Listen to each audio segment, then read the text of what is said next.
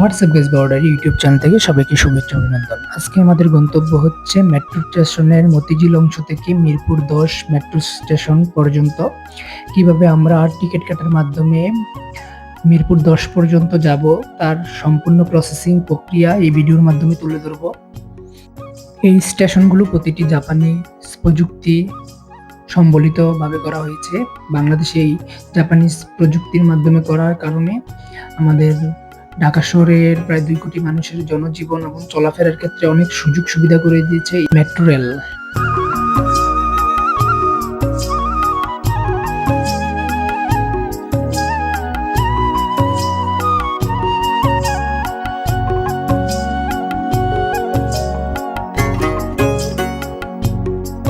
Metro স্টেশনের ভিতরটা এত সুন্দরভাবে গোছালো ছিল যে বিশ্বের অন্য কোনো মেট্রো স্টেশনের সাথে আমাদের এই বাংলাদেশের মেট্রো স্টেশনের তুলনা করা যায়। দেখতেই পাচ্ছেন কিভাবে সারিবদ্ধভাবে টিকিট কাটছে যাত্রীরা। আরেকটা কথা না বললেই নয়, আমাদের মতিঝিল স্টেশন থেকে মিরপুর 10 স্টেশন পর্যন্ত ভাড়া হচ্ছে 70 টাকা। 70 টাকা দিয়ে আমরা টিকিট কেটেছি জনপ্রতি।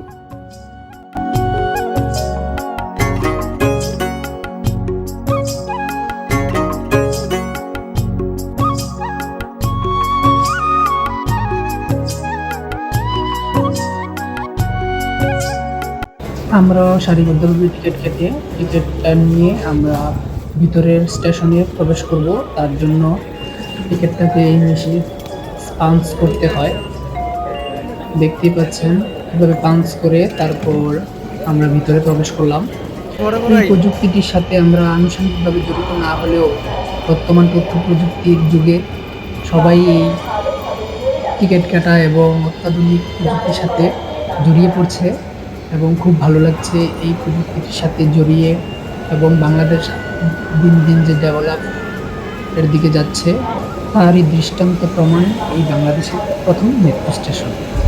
এবং চলন্ত সিঁড়ি দিয়ে আমরা মেট্রো স্টেশনের মূল অংশে, যেখানে ট্রেন দাঁড়ায় এবং যাত্রীরা ট্রেনে উঠতে পারে, সেখানে আমরা অবস্থান করলাম।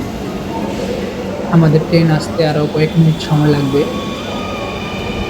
মূলত এই স্টেশনের শুরুটা হয়েছে ঢাকার মতিঝিল অংশ থেকে আর শেষ হয়েছে উত্তরা, এবং সেখানে উত্তরাতেই এই ট্রেনগুলো ঢুকতো।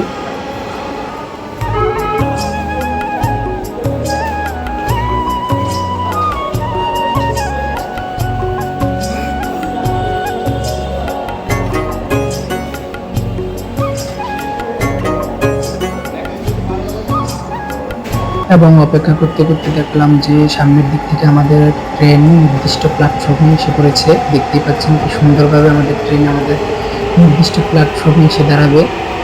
সত্যি এমন অনুভূতি ভাষায় প্রকাশ করার মতো নয়।